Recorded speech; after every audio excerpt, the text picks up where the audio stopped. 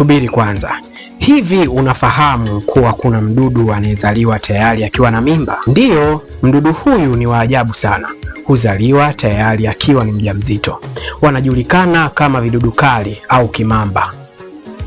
Hawahitaji kupandana ili kuzaana kabisa. Hutumia mchakato unaoitwa parthenogenesis. Majike hujizalisha wenyewe na kuzaa watoto wanaofanana nao. Lakini hapa ndipo mambo yanapozidi kushangaza.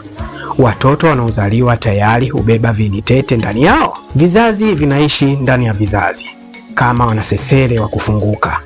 Hii husababisha idadi yao kuongezeka kwa kasi ya ajabu.